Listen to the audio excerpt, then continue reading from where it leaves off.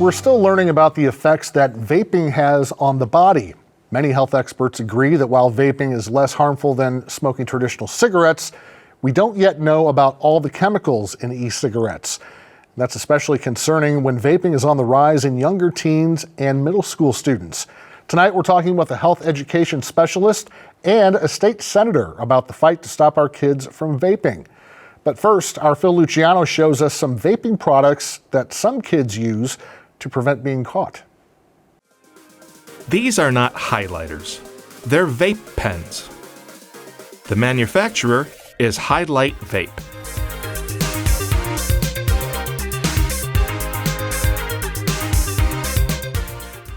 Last year, the Food and Drug Administration issued a warning about e-cigarettes that resemble products that appeal to young people. These included toys, food products, and water bottles.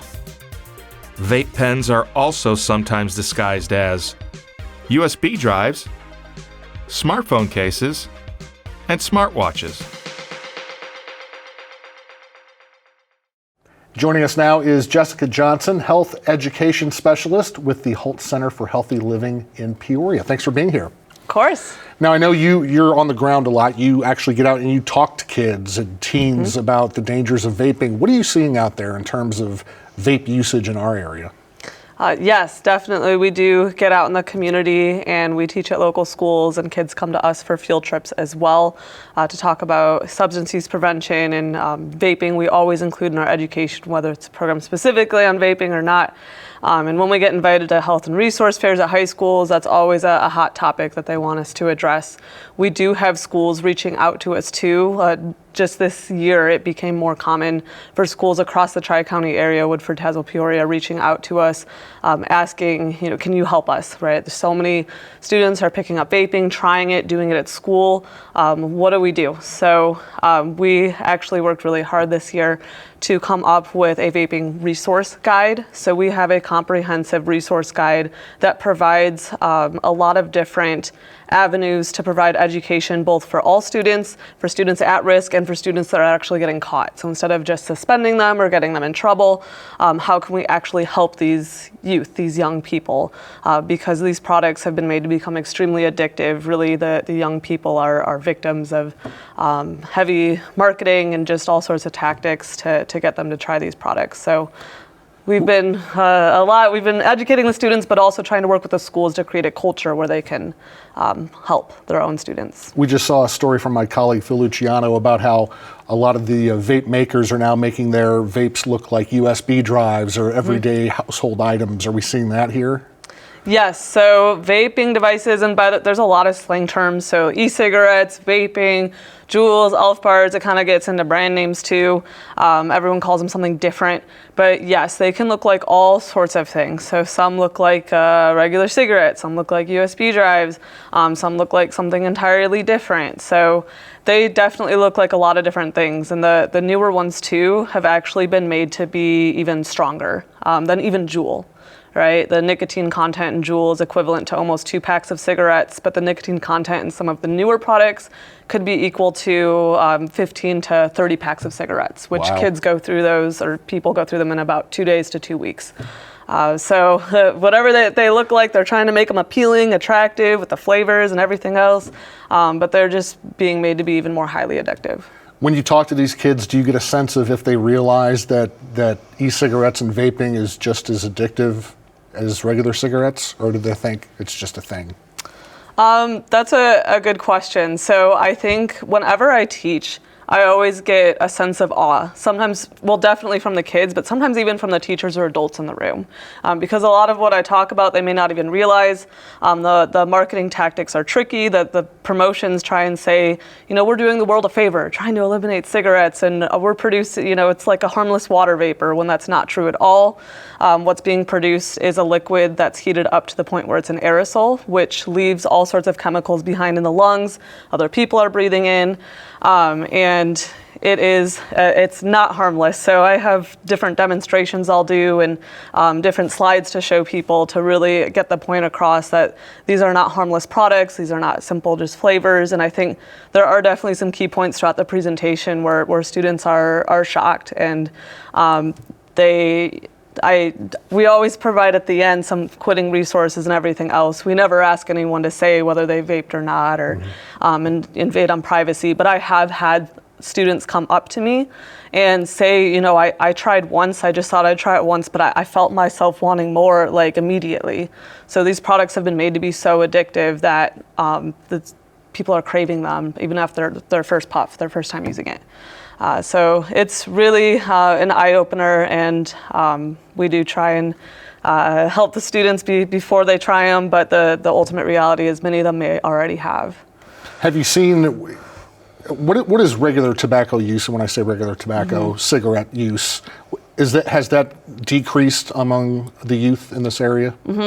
So definitely, I would say nationwide, even not even just this area, youth are using cigarettes more. So that kind of gets into this whole making money. So cigarette companies, they know that they're adult smokers. They're not going to live forever, and the younger people just weren't picking up cigarettes as much. So they started reinventing themselves. When e-cigarettes came about, they started either becoming e-cigarette companies or investing a lot of money into them. There is evidence of that, of all sorts of financial ties and affiliations. And then what they're doing is they're trying to create a new generation of people dependent on nicotine so that they can keep bringing in the money. So it is a good thing that you stop smoking cigarettes for the most part. You know, it's a lot lower, but the unfortunate reality is now they're picking up these highly addictive devices, in many cases even more addictive than traditional cigarettes, and that's their first exposure to any nicotine at all, which is really scary. And there is evidence that piling up that e-cigarette use in the younger years could lead to eventual cigarette use, and health risks even increase when people end up using 2 different tobacco products. So that's even more concerning too. What do you think? We were talking earlier before we went on the air. Of course, the law went into effect in 2008 that banned cigarettes indoor use in public places, and now as of this year, e-cigarettes are banned indoor. Is that, you think that's going to make a big difference, or has it made a big difference?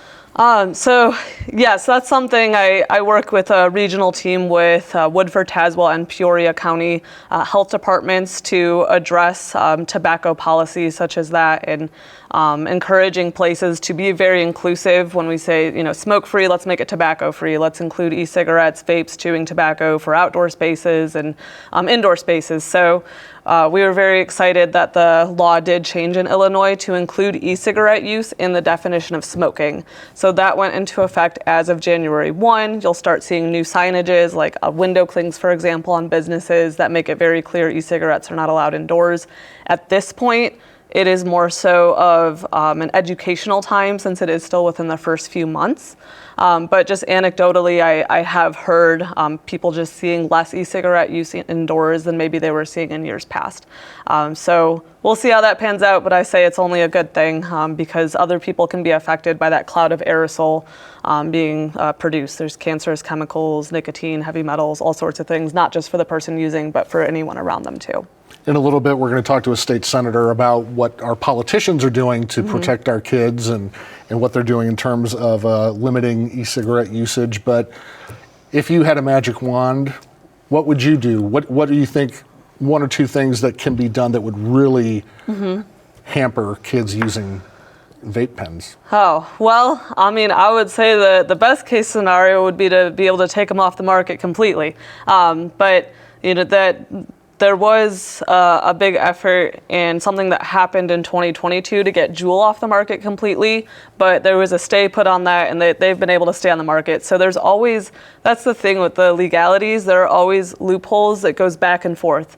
Some ban gets put in place, or it's trying to be, but they're spending money to counteract that, and then they find loopholes. But I would say more realistically, if we're looking at baby steps, really focusing on getting rid of the flavors, or putting heavier restrictions on flavors, because that is a huge attraction to young people. There are thousands of tobacco and e-cigarette flavors out there. That is something that intrigues kids. Really kind of when we teach classes, we almost call it like a kid's menu. They obviously can't call it that, but that's not being used to entice older adults to quit smoking. 15,000 something flavors, that's definitely targeting kids. And then also looking at the marketing, trying to regulate the marketing more. As if you look at the what's being used out there, it shows young people, trying to make it look trendy, make it look cool. So really kind of counteracting that would be important too. So anywhere that we can address some of those factors that are really fueling youth use would be helpful. I'd imagine as a teenager, they've got enough tough stuff to deal with in this world, but being addicted to something, I mean, it's tough to quit. Yeah. What kind of resources do you have? What kind of advice would you give to even an adult who is vaping and wants to quit? Definitely. So there are a variety of resources, both nationally in our community, online for nicotine addiction. So the one that is based in our state that I'll mention right now is the Illinois Tobacco Quit Line. So the Illinois Tobacco Quit Line, it is a free resource. There's an online option. There's also a phone number you can call 24/7. They have different languages, and they have just opened up a new section. It was formerly just for adults, but now they've opened up a part more specific for vaping for 13 to 19-year-olds. And then they also offer quitting services for adults, obviously, of course, too. Other than that, there are tons of resources. There's something the Truth Initiative put out. They have a free text-based program, so it's specifically made for young people to text. They'll say what product they're using, if they have a quit date, offer weeks of support. And I would say if you are watching this and you're thinking, wow, where can I see a whole list of these resources and what's available? Contact Holt Center for Healthy Living. We just a few months ago, we vetted a ton of online resources and put together a whole resource guide of what's available, whether it costs money or not, whether it's online and phone or person or in person. So our website is holthealthy.org. And that's kind of a one-stop shop for everybody to find out about ways they can quit and get help. Yes, so you can give us a call, you can shoot us an email or message through our website too, and we can definitely provide more information on both the education we can provide in person as well as that resource guide. Is there anything happening with, we know there's laws, you have to be a certain age to buy this stuff, but is there anything going on with retailers in the area as far as, because the kids are getting this stuff somewhere. Is there any kind of cracking down, so to speak, on retailers? So as far as retailers, it is illegal for them to sell any tobacco product, including e-cigarettes, to anyone under 21.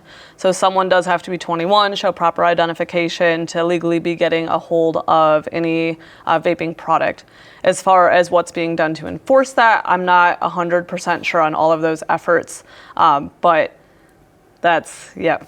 Well, it's the age-old thing, It was that way with cigarettes. It's been that way with alcohol forever. Somebody is buying it for these kids, but it is against the law. Yes, as definitely. You said. Have you talked with any kids who have been addicted to vaping and quit and had a good experience to tell, or given you any feedback in terms of, what you've taught different kids? Yeah, so I wish I had more stories like that. So when they come to Holt Center, we come to them, I usually just see them one time, or I might see them for another topic that I teach through Holt Center. So unless they come talk to me right then and there, then I don't have as many stories related to that. However, I will say, if you look at the Truth Initiative, for example, they're the one that have the text-based resource for quitting for teens. They have so many reviews and quotes from teens that have used their services and quit, and it's really empowering. So we do try and show during our presentation examples of what other teens are saying to show them this works, this is out there, and it can take many tries to quit too. Sure. So nicotine, it's very addictive. Yeah. Well, Jessica Johnson with the Holt Center for Healthy Living in Peoria, thanks for everything you're doing, and again, people can go to your website to find out more information. All right. Thanks. Thank you. Joining us now is State Senator Julie Morrison, representing Illinois' 29th District in the northern Chicago suburbs. Senator, thanks for being with us today. We appreciate it. Well, thanks for the invitation. Well, we're talking about teen vaping and looking back at some of the things that you've been an advocate for. You really want to see tobacco use put to an end for minors. Why are you so passionate about this? I think my family personally has been impacted. I lost a dad when he was just 55 years old to lung cancer. He was completely addicted and unable to stop. He started as a young teen. And since then, I've seen many family and friends addicted to tobacco. And they started young. So I think if we can help young people not start tobacco, that we make a huge difference in their lives. We told folks earlier that some information that they may not know, that some of these vaping companies are now kind of disguising their equipment as everyday items like highlighters, erasers, things like that. Tell us about some of the fight that's being put up against that. Some of the things that kids are using as vaping tools look like flash drives. They look like highlighters. They even look like little stuffed animals with vaping pens hidden inside them. And so I have a bill this spring that says that you cannot market or advertise those kinds of items that are disguised, that an adult would think are not vaping materials. So teachers have complained for several years about the fact that kids, especially in high school, and now even younger, are sneaking these products into schools and using them. And they're really hard for teachers to identify. So this bill, Senate Bill 2662, really sailed through the Senate with not a lot of opposition at all. We don't need kids using vaping in school. And there was a sister bill that passed that prohibits the purchase of mailing those kinds of products as well. Yeah, let's talk about that, because just to remind people in Illinois, vaping, like regular cigarette smoking, is prohibited now in public places. You have to be 21 to be able to vape or buy the vape equipment. But let's talk about that mail order. If I'm understanding this correctly, someone under 21 could order something off the internet, vaping supplies, and have it sent to their house. Is that right? Well, technically, they're not supposed to be able to, but there's always loopholes. There's always ways kids get a hold of mom or dad's ID or their credit cards. I mean, there's loopholes. So those things should not be sold online like that. So one of the problems, Mark, is that if you ask kids in high school, do you think that vaping is a dangerous activity? 40% of the kids will say, no, there's nothing wrong with it. They don't realize that that's nicotine. It's really not that different than smoking a cigarette. And I think they're going to find that if they continue that habit, they're going to end up with really serious health problems in the future. So do you think as a society we need to do a better job of educating our kids about the dangers of vaping? Yeah, we are. I think we're starting to do a better job. Kids don't use cigarettes anymore. That used to be 30, 40 years ago. Smoking was the thing that kids did. They would sneak cigarettes, and now they're using vaping. It's a lot more discreet. It's a lot cheaper now to vape than it is to buy a package of cigarettes because there's such a heavy tax on them and smoke. But vaping is a very discreet way to get a nicotine buzz. Kids have said to me that the first time they'll encounter vaping. We'll be at a party. They'll be with other friends, and somebody will have one, and they'll say, "Do you want to try this? It's this cool flavor. You know, it'll be a bubble gum. It'll be a pineapple flavor. It'll be something fun," and they'll just try it without really realizing that you do that a couple times and you get that nicotine addiction pretty easily. And before you know it, you really start to crave the nicotine as opposed to just trying something fun at a party. We want to stop that. Sure. How do you think Illinois is doing compared to the rest of the country in terms of, you know, we've got the laws, the 21-year-old law, things like that. Is there anything more we could be doing or should be doing, you think? I think we're doing a pretty good job, actually. I think we're ahead of some states. The next thing that we should do is to outlaw flavored tobacco products, so that if you have someone vaping something that has no flavor to it or has the flavor of tobacco, that's a very different experience than vaping something that's strawberry flavored. I think that would be a very unpleasant experience for a 14 or 15-year-old kid. So that's the next thing, is to get rid of all the flavors, including menthol. Yeah, there's been talk for ages, it seems like, about getting rid of menthol-flavored cigarettes for various reasons. It just hasn't happened yet, but do you think that's something on the horizon that we'll see? Federal government is talking about it. A lot of this should happen at the federal level. And I'm hoping that the federal government steps up and takes the lead on that one. Anything else you want to tell us about what you're doing in the Capitol to try and get folks, especially young kids, to not vape and not smoke? I'm hoping that there is a general awareness. There are teen organizations across the state in high schools that are trying to bring awareness. And the Department of Public Health now recognizes, I believe, the impact on our state budget that cardiovascular disease, lung cancer, all the different diseases that come from smoking have. So I'm hoping that parents, when they see their kids using vaping, they'll realize that they need to help their kids stop and not start. And over the years, the fight against big tobacco has been a difficult one for more than one reason, but namely, the tobacco companies have a lot of money. Do you find that with the vaping companies too, or do they have a lot of big bucks behind them? Is that part of the reason why it's been hard in this fight? Absolutely. The big tobacco companies that we traditionally thought of as cigarettes are now the people behind vaping. They've sort of shifted their influence and their dollars to vaping.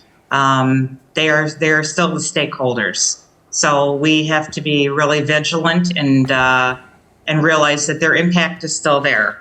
So it's the same fight, but I think there's a lot more people much more aware of the health impact, and the fight continues. All right, State Senator Julie Morrison joining us from the Capitol. We appreciate your time today. Thank you. Thanks, Mark. Phil Luciano joins us now, and kids are attracted to what they're not supposed to do. It's always been like that throughout time. Playing catch up, it's a hard thing to do, but at least they're trying to stay abreast of all this stuff. So yeah, we'll let you know what happens with some of that legislation in the future. But right now, we have a new You Gotta See This. Got a few good things that are coming up. Wait till you see this guy's house in Bloomington Normal.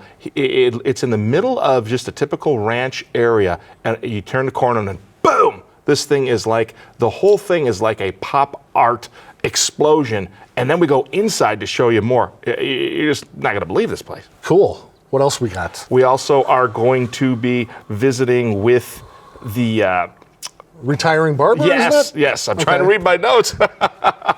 It's a fellow who's been cutting hair for 70 years, and it's going into his shop is like going onto a comedy set. It's like he's like the MC. His customers are all of the audience, and it's a rip-roaring fun time. We'll check him out next. You don't find too many places like that anymore. I don't know, at the conveyor belt hair place that I go to, it's just like snip, snip, go. Oh, it's like barber shops, shoe shine shops, the neighborhood cafe and tavern, all becoming extinct. All right, looking forward to seeing it. And thank you for joining us. We appreciate it. Check us out on Facebook and Instagram and anytime at WTVP.org. Have a good night.